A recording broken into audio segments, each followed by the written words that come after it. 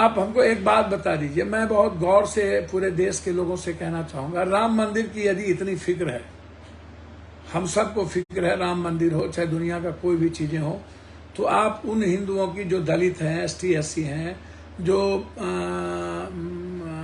OBC है, अत्यंत पिछड़ा है, मिडिल क्लास के लोग हैं, जो मंझले क्लास के लोग हैं, उनके इकोनॉमी पर आपने आज तक चर्चा की होगी। उनके महंगाई को लेकर के जो दुनिया का सबसे ज्यादा है उस पर चर्चा क्यों नहीं की। जो दुनिया में सबसे ज्यादा आत्महत्या अत्यंत पिछड़ा दलित गरीबों का हो रहा है उस पर चर्चा क्यों नहीं की। गरीबी का सबसे बड़ा दंश कौन झेल रहा है, अत्यंत पिछड़ा दलित कमजोर तबके के लोग हैं, उसकी चर्चा क्यों नहीं की।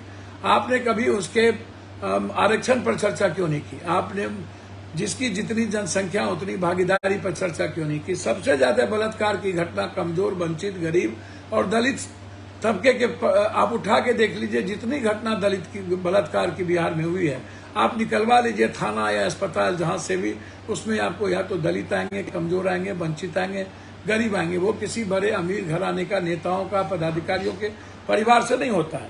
हमको कभी कभी इस बात को लेकर के बड़ी गहरी चिंता रहती है कि राष्ट्रवाद बेगर मानवतावाद के कैसे होगा। बेगर एक अच्छा, जिस देश में जाति धर्म मजहब जहर की तरफ फैलता चला जाए, आम आदमी का गरीबी का सबसे बड़ा कारण सिस्टम जो हमसे पैसा लेता है। आपको यदि हिम्मत थी और है तो मैं आपको बताना चाहूंगा कि ऊपर से नीचे तक जिस तरीके से भ्रष्टाचार, किसी नेताओं के भीतर भ्रष्टाचार को लेकर कोई हिम्मत आज तक क्यों नहीं हुई। भ्रष्टाचार जो गरीबी का सबसे बड़ा कारण, और भगवान जिसको हम लोगों ने ये बता दिया है कि भगवान ही गरीब बनाता है, भगवान ही देगा, भगवान भाग ही हमारा खराब है। इन दो कारणों से भगवान गरीबी का कारण नहीं हो सकता। भगवान ने तो एक अच्छे मानव के रूप में हम सबको बनाया है और हमारा कर्म कहता है कि हमको अपने जीवन को अच्छे से, हमारा सिस्टम हमको हमारे जीवन को ले चलेगा। और उसमें है कि हम एक राजा किसी भी प्रजा पर आर्थिक बोझ ना पड़े, एक राजा किसी भी प्रजा को जाति धर्म मजहब संकीर्णता में, छोटे छोटे जातियों में, धर्म मजहब में ना बांटा जाए।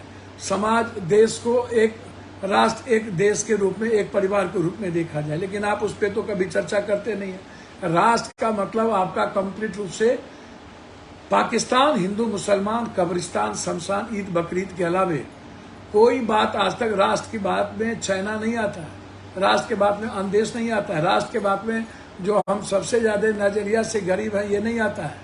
हम बांग्लादेश, श्रीलंका और पाकिस्तान से भी ज्यादा आत्महत्या करते हैं, ये नहीं आता है। राष्ट्र की बात में 6,000 रुपया पर कैपिटा इनकम आम आदमी का, और 15 किलो चावल और 20 किलो आप आटा देते हैं 85 करोड़ को, जो मेरा ही आटा है। जब हम खाना हमारे अपने टैक्स से लेते हैं तो उसको भी हम ये समझते हैं कि हम कर्ज दे रहे हैं, हम कृपा कर रहे हैं, खैरात बांट रहे हैं।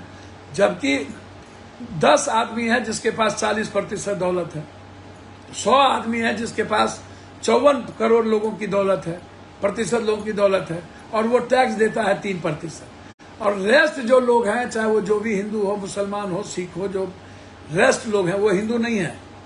जो एकदम के एकदम गरीब है वो हिंदू नहीं है। हिंदू का क्या मतलब? अदानी, अंबानी, पप्पू यादव। राम का क्या मतलब? राम सबका, राम दिल का, राम जीवन का, कृष्ण जीवन का, शिव जीवन का, नानक जीवन का, बुद्ध क्या। आप कभी वाल्मीकि की चर्चा क्यों नहीं करते? आप कभी संत रविदास की चर्चा क्यों नहीं करते? आप कभी रामायण के बगल, जैसे बाबा साहब अम्बेडकर हम सब के जीवन के निर्माण की महत्वपूर्ण करी है, तो आप मंडल कमीशन जब लागू हुआ था, जब मंडल की बात करते हैं तो फिर बीपी सिंह की चर्चा क्यों नहीं करते? बीपी सिंह जी भी तो उन्होंने एक अच्छे जीवन को लिए, वो तो राजपूत समाज से भी चले गए, ओबीसी से भी चले गए, तो आप बीपी सिंह जी की कभी निर्माण की बात क्यों नहीं की? हम आपसे यही जानना चाहेंगे कि जो बात आप लगातार बार बार कह रहे हैं कि हिंदू हिंदू हिंदू हिंदू हिंदू हिंदू हिंदू हिंदू हिंदू हिंदू, कितने लोगों के घर बने, कितने लोगों की जमीन मिली, कितने लोगों को रोजगार मिला, कितने लोगों को आयुष्मान भारत का फायदा मिला? आप एक एक घर का सर्वे करा लीजिए।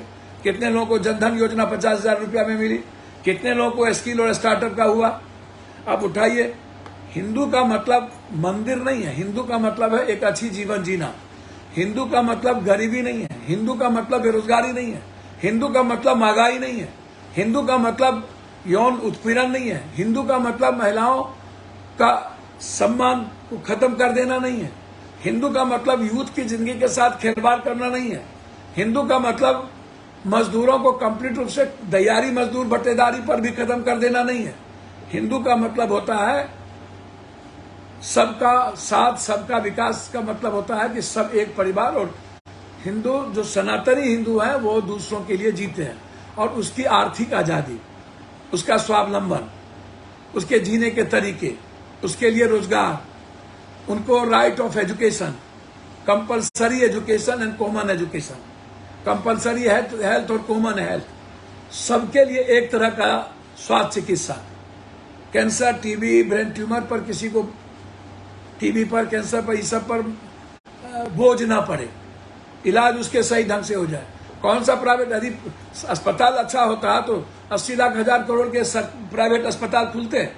क्या आम आदमी प्राइवेट अस्पताल जाता? कितने आदमी प्राइवेट अस्पताल में 25% कर लेते हैं? मेदांता, पारस, ऐसे करोड़ों हॉस्पिटल है जहां पर एक आदमी को भी नहीं करता है, उस पर कोई निगरानी तक नहीं है।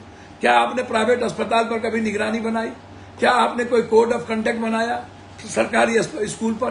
क्या आपने कोटा में जो लूटते हैं उस पर आपने कोई कोड ऑफ कंडक्ट बनाया? सरकारी स्कूल के नियम को कितना फीस लेना है, किस तरीके से गवर्नमेंट का कोई पॉलिसी उसको लेकर के है? तो कोई एजुकेशन की पॉलिसी है। एजुकेशन को आप भगवाकरण कर देंगे। आप सारे यूनिवर्सिटी के वीसी को आप आरएसएस के लोगों को बैठा देंगे। आप टॉपर और जीनियस के लिए आए हैं कि आरएसएस के लोगों को बैठाने के लिए आए? आप आम आदमी पर बोझ पड़ा देते हैं, ये कैसे संभव? नमस्कार, मैं हूं मानक गुप्ता। अगर आपको हमारा ये वीडियो पसंद आया हो तो इसे लाइक और शेयर जरूर करें, और हां, हमें सब्सक्राइब और फॉलो करना ना भूलें ताकि आप देश और दुनिया की कोई खबर मिस ना करें। तो जुड़े रहिए हमारे साथ और देखते रहिए न्यूज़ 24।